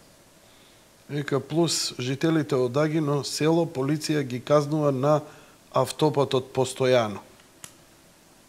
Мислам дека полицијата не може да знае дали некој од село Агино или не од село Агино, така. Регионалниот пат Куманово Свети Никола е прилично лоша состојба, посебно Кумановскиот дел од патот цел во дупки и крпеници. Резултат на тоа е што пат со еден слој асфалт, а за таков пат е потребно барем 2-3 слоја асфалт за да може да издржи камионите кои секојдневно поминуваат тука одат за Рековте Србија. Свети Николе до? Куманово Свети Николе. Овој пат не е ставен во програма, но можеме да направиме инспекција доколку е во многу лоша состојба да се закрпат некои ударни дупки. Жаклина Ристова напишала цели фермани, ја ќе се обидам на кратко. Вика, имаме автошкола од 15 јануари од Неготино која работи 23 години. Пред повеќе од 6 месеци ја направивме нашата најголема инвестиција, полигон за обука направиле. По добивањето на дозвола за градба и целокупна документација, градежна фирма најпрофесионална и по закон го изгради полигонот и кога мислевме дека ни тешкото сме го поминале, всушност се најдовме во ситуација каде не можеме да добиеме дозвола за работа. Барањето, како што по закон го доставивме до МРНРМ, но тие да ни дадат дозвола најпрво требало да добијат позитивно мислење од транспорт и врски. Но постоело некакво неусогласување на ингеренциите меѓу овие две министерства. Па нас не интересира кога ќе бидат надминати несогласувањата помеѓу овие две министерства за да ние добиеме тоа што ни следува дозвола за работа. Поздрав, Леон Ристов, управител на автошкола 15 јануари од Неготино. Значи нема несогласување, ние заедно со министерка за внатрешни работи донесовме правилника што точно се препишува како ќе се кои документи се потребни, која е постапката за да се издаде дозвола за да можат овие центри да функционираат. Така да како се викаше, само ако може да ми кажете за да го запишем да проверам? Леон Ристов. Е управител, автошколата е 15 јануари се вика. Значи има точно утврдена постапка како полигоните да може да влезат во функција. Секако одговорот може и инаку претходно за регионалниот пат, ако може да ми дадете, ја не знам каков е тој регионален пат од Свети Николе до Куманово, но ќе го проверим. Не знам на кој пат точно мислим. Регионален пат Куманово Свети Николе нема никаква. А воделе по тој регионален пат и камиони за Србија. Ама не објасни господинот гледач Мики Трајковски. Ја им реков, ги советував гледачите да бидат прецизни, сега е веќе доцна да коригираат, да бидат попрецизни, иако може. Значи, се што сте поставиле на Facebook, драги мои, имате едно копче од страна, се вика Edit. Да и, например, јас која ќе објавам нешто, која ќе напишам, само да не едам, значи, тоа и вие го имате, само да не едам моја објава, кај сум искоментирал негде нешто.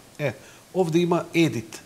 Ако го уклучите Edit, можете да допишете, да се дообјасните, така што, да речеме од понеделник, кога во Министерството за транспорт и врски ќе ви ги разгледуваат сите овие работи, ќе можат да ги прочитаат сите детали. Еве, ако сте ги пропуштиле. И пишувајте кирилица, бе. Од кај сте? Ќе ве карам јас. Океј, одиме со телефоните. Добро вечер за следниот гледач. Добро вечер, Јанко. Поздрав до тебе и до министерот. Повелете. Сакам да го прашам министерот да ми одговори едно прашање. Значи, вака се работи за имот во Сингелич, за кој што се води судски спор во Основниот суд Скопје 2. Во меѓувреме додека спорот трае, на имотот се започнува градежни активности, се започнуваат без никаква документација. Ние го известивме надлежниот инспекторат во општината Гази Баба тој инспекторат излезе на терен, ја констатираше таа градба без документи и донесе решение со кое се наложува господинот што гради сам да ја отстрани градбата, во спротивно тоа ќе го стори општина Гацибал. Тоа решение е донесено на 15 октомври, поминати се веќе 30 дена. Значи луѓето не само што не отстрануваат градбата, туку продолжуваат со работа и почнуваат дури да ги рушат и постоечките објекти без никакво одобрение за рушење на тој имот. Па го сакам да го прашам министерот колку е тој рок за да постапи општината према ова решение. На која улица објектот само? Господине, значи ве молам, зборите за нешто што стварно немаме телепатски способности да знаеме конкретно што. Која улица? Значи, се работи за улица Пролетна Фанзила. Така. Населба, ова е? Ова е во Сингелич, катастарска општина Сингелич 2 се води. Која е таа населба Сингелич, извини, вака да прашам? Ченто, Методија така, така. Ја не би ви ни одговорил да сум на место на министерот. Абе, Ченто да си го заборавате. Шега на страна, ви благодарам за јавувањето. Значи, на господинот сакам да му препорачам да испрати допис до Државниот градежен инспекторат со сите овие детали. Градежниот инспекторат по службена должност мора да постапи конкретниот објект. Но јас и лично ќе го погледнам самиот предмет за тоа баравте. Запишавте, погледнете и така натаму. Ајде се вака, нели луѓето си имаат лични проблеми, а ја сепак да зборам во името на многумина. Социјални станови. Станови за деца без родители. Источна Македонија, градба, ветено, неостварено, остварено. Знам дека градите. Никој не градал до сега. Не ги погледнал тие деца. Тоа е факт. Премиерот заслужува секоја почит, затоа што како никогаш на нас за оваа држава, никој не се заинтересирал за овие деца, он стварно сака да им помогне. Си има он очигледно и не само како премиер и интимно си има некоја врска спрема тие луѓе, спрема тие деца и тоа е многу добра работа. Што и докаде имам писма од деца кој очекувал, не знам, дали ќе има во Радовиш, дали ќе има ваму, дали ќе има таму, каква е динамиката со Она што е сигурно и што се случува во моментов градиме 3 социјални згради во Република Македонија и тоа е Демирхисар, Ресен и Прилеп. Демирхисар е во најнапредна фаза, треба некаде да заврши кон крајот на оваа година, почетокот на наредната, значи декември, јануари месец би била завршена, бидејќи над 80% од зградата е веќе изградена. Таму се работи за 25 стана. Втората зграда е во Ресен, која е некаде до половина изградена и треба да заврши некаде февруари, март, најкасно април 2015 година. И во Ресен има изградба на 18 станови. И третата зграда е во Прилеп, која е најголема зграда и некаде околу 60% во моментов е завршена. Истата е планирано согласно договорот да заврши во периодот јуни-јули 2015 година. По завршување на објектите следи јавна објава. Она што е планирано за почеток на наредната година е изградба на социјална зграда во Гостивар, зашто веќе има јавен повик за ангажирање на градежна компанија и јавен повик за изградба на социјална зграда во Македонски Брод, се работи за мала социјална зграда од 10 станови. Она што веќе е предадено, изградено, тоа е во Скопје, во Охрид, во Кичево, Македонска Каменица, Кочани, Криапаланки и така натаму. Така да во оваа година и за наредната година со овие 5 социјални згради, секако продолжуваме во наредните години согласно програмата која е изгласана од владата на Република Македонија. Ке има ли пруга Битола Охрид? За сега, значи, немаме обезбедено средства, ниту е во нашата програма изградба на таква пруга. А подобар пат? Битола Охрид?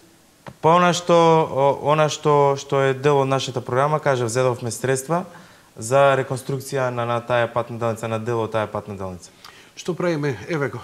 Битола, Ресен, Буково. Реков дека нема да овој пат, бидејќи знаете дека секој гостување за Јужен булевар ви поставам прашање, ја не поставив. Еве имам од гледачи за Јужен булевар, подземната железница низ Скопје, малиот ринг што треба да го поврзе, нели сега поради зграда ова што беше на инженеринг, нели го заглави, па планот е сега покрај ова. Подземните сообраќајници... Што ќе ми каже Коце идната недела кога ќе го поставам ова прашање? Добро, дел од тие одговори ги знам јас. Подземните сообраќајници како проект беше направена физибилити студијни проекти, но беа многу скапи. Коце Трајновски се определи за други алтернативни решенија за релаксирање на сообраќајот во Скопје, но детали ќе ви каже самиот тој.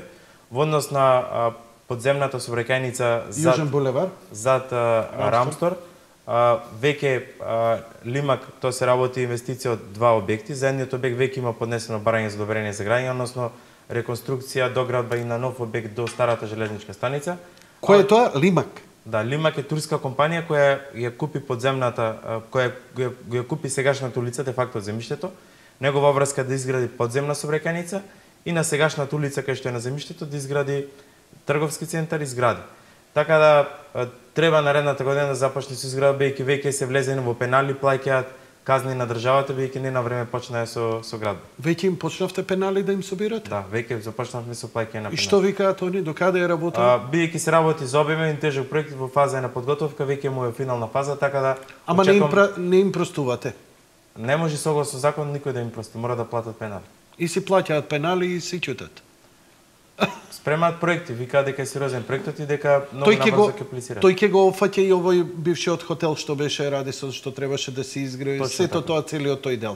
А докаде улица Јордан Мијалков, не требаше да се прошири? Тоа е проект на Коце Трајновски. Тоа е на Коце, добро, ај ќе оставиме нешто и за него. Одиме со уште двајца гледачи, па вториот блок реклами. Добро вечер. Добро вечер. Повелете во програмата. Поздрав до министерот, до вас. Погласно режи. Да, добро. Ево, Димче. Една молба, едно прашање до министерот. Да, ве слушам, кажете веднаш. Вака, министре, ние на Ристо Чадо, во еден... Леми широк кадар. Во еден сокак, имаме голем проблем, немаме пат.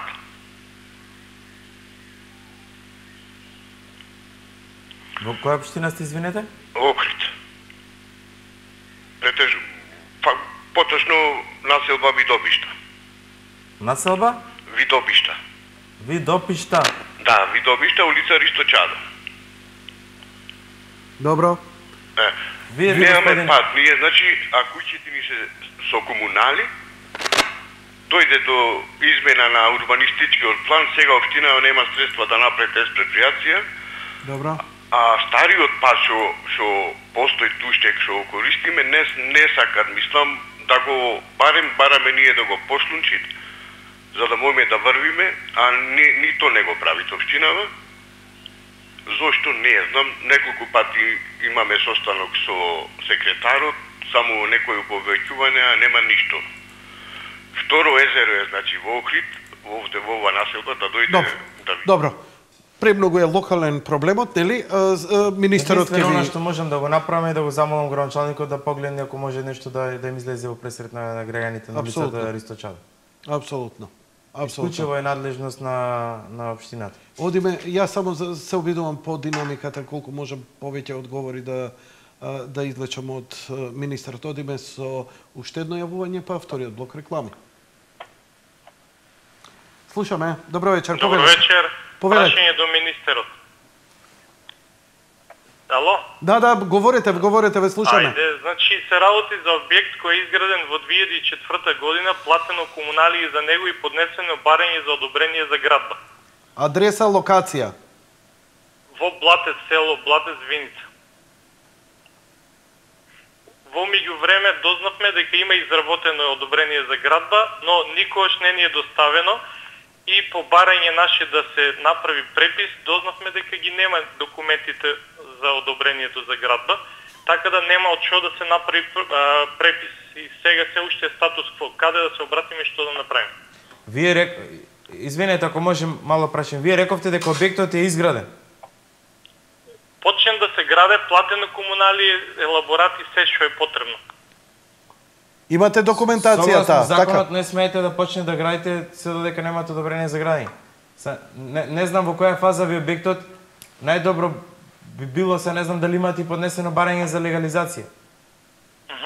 Ако може на Facebook или во режија да оставите телефонски број за да детално се разгледа овој предмет. Добро. Благодарам за јавувањата. Режија, одиме вториот блок реклами, веднаш по тоа се враќаме назад. Веќе сме при крајот на емисијата, почитувани гледачи, и одиме со уште двајца гледачи кои се на линија да ги слушнеме. Добро вечер. Добро вечер. Повелете, во програма сте. Кемо. Повелете, ве слушаме, кажете прашање. Кажете прашање, ве слушаме, повелете. Ме интересира за министерот едно прашање. Колку ја имат вклучено во програмата изгледба на патишта во Кумановско? Аха, добро, ова се надоврзува па и на оној локалниот и регионалниот. Благодарам. Локални патишта во Кумановско. Доста од Куманово се жалат, таму се одржуваат ли патиштата уопште, прави ли нешто општината? Добро, општината Куманово, биејќи една од поголемите општини во Македонија, доби многу средства за подобрување на патната инфраструктура и најголем дел од овие патишта се веќе изградени. Дел, се зборам генерално за Македонија, во 2015 година завршуваме со тој проект за изградба за голем број на локални патишта ширум територијата на Република Македонија. Нешто над 300 локални патишта се рехабилитира или изградија на територија на Македонија во последните 4 години. Онај што е најголема инфраструктурна инвестиција во Кумановско е патот од Куманово до Рамковце, значи кон Рамковце, значи тој пат. Исто така пругата е дел од инвестицијата која на некој начин ќе подобри поврзувањето на Куманово со Бугарија во конкретниот случај. Добро, но ова претпоставувам тоа се, например, приградски населби, села и така натаму кои имаат лоша инфраструктура. Се жалат често и кај мене, дури и во самиот град во Куманово, кој па не е ваша надлежност, тоа е се во надлежност на општината, така? Изградбата на локалните водоводи, локалните патишта е надлежност на општините. Ние како држава, како влада, сакавме да помогнеме за подобрување на патната инфраструктура и затоа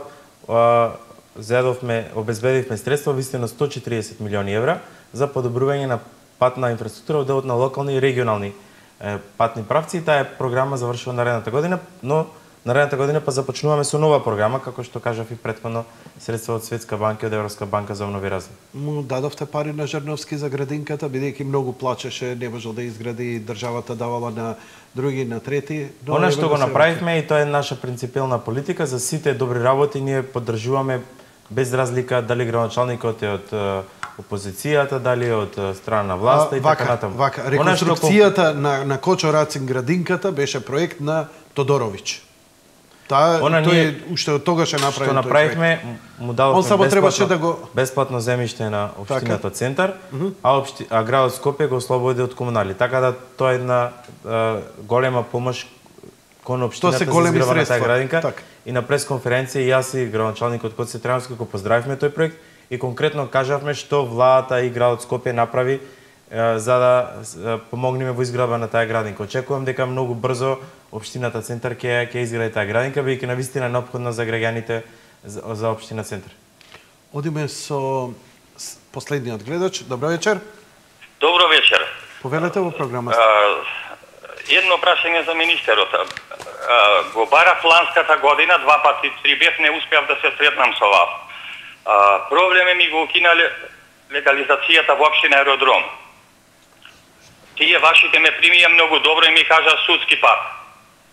После 2 години перипетија, мислам све во ред, легализација добив, земјиштето било на друга.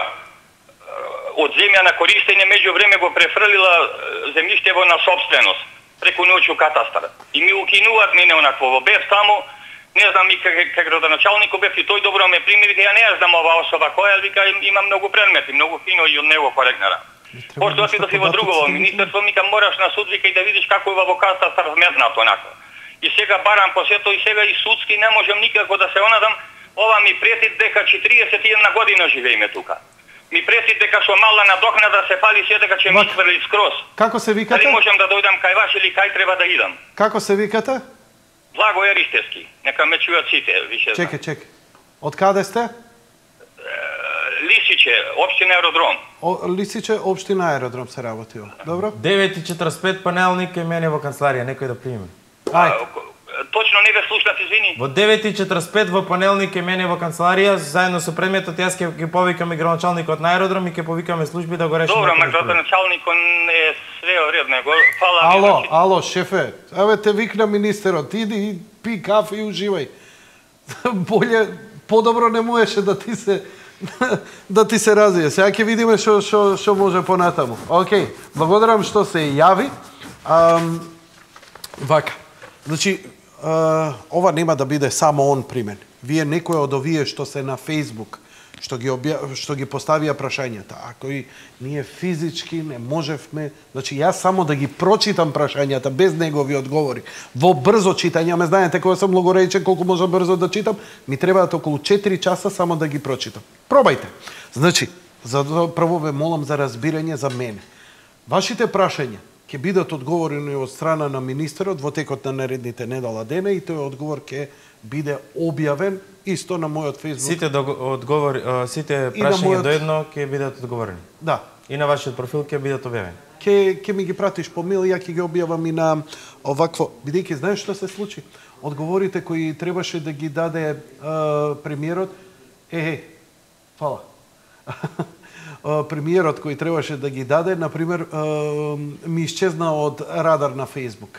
Не знам, имаат они за да ти излечат пари и кога имаш веќе нешто 300-400 дебата, па се симнува, ти го тргнува, не ти го бришат, ама не ти е видлив веќе на зидот. Тоа е интересна, некоја игра ја прават, пошто сака да те мотивира да плаќаш да го промовираш сето тоа.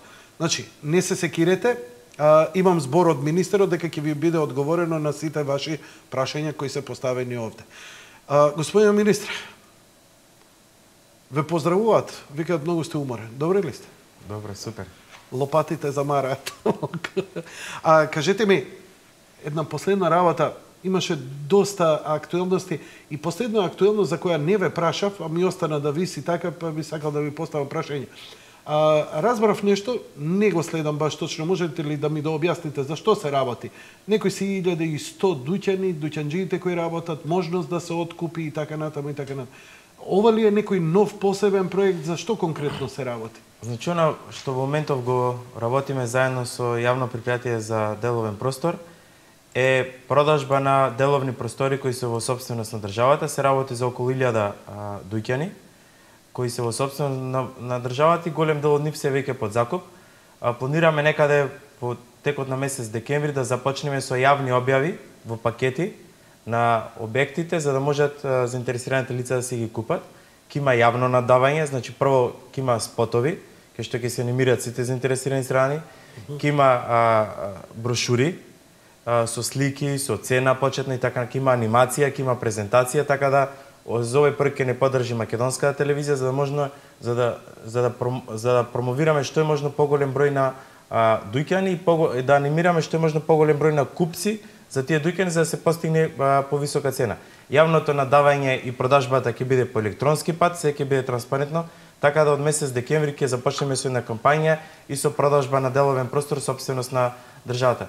Сега, а луѓето кои се корисници меѓувреме во моментот тие рамноправно ќе учествуваат доколку се заинтересирани со останатите правни и физички лица што се заинтересирани за конкретниот дуќан. Значи, некој ако работел во тој дуќан со децении, сега може некој да му улета и да му го земе без оглед на сите се рамноправни, бидејќи во минатото тој механизам за тие да имаат предност не се покажа до крај добар, но исто така е помалку транспарентен.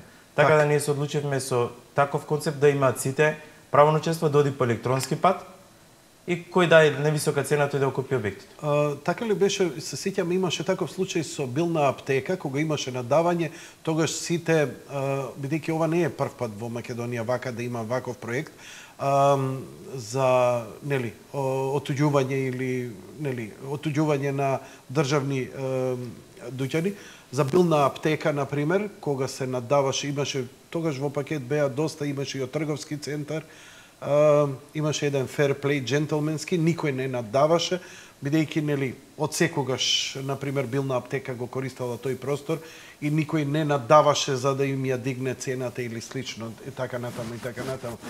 Се прашувам како ќе биде, која е структурата? Дали се ова последните 1100 или имате уште вакви дуќани? Ова се сите дуќани што претходно кога се делеше предпријатието на два правни идентитета, рековме дека овие дуќани Кој предпријатие, извинете?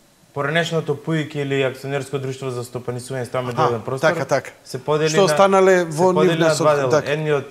Едното предпријатие управува со социјалните згради, со стадионот, со многу мал број на дуќани, другото управува со поголем број на дуќани кои сакаме во овој период да ги продадеме.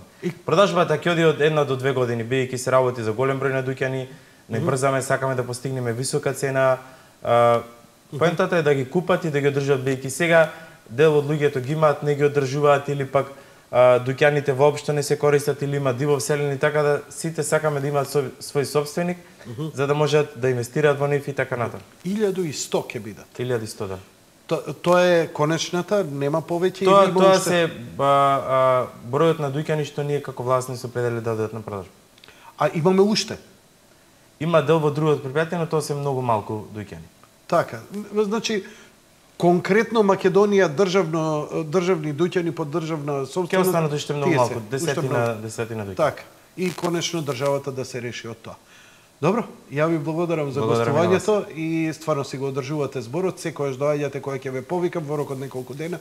И оваа емисија, драги мои, секогаш служи, гледате, интервјуата нема многу филозофија, едноставно во ваша служба да ви се излезе што е можно во пресред. Тоа и во моја, и во корист на Министерството, а секако пред се за ваш. Благодарам за вашето внимание, следете што се случува на мојот Facebook профил и ќе ги добиете наскоро одговорите. Лека ноќ и пријатно ви посакувам пријатен викенд.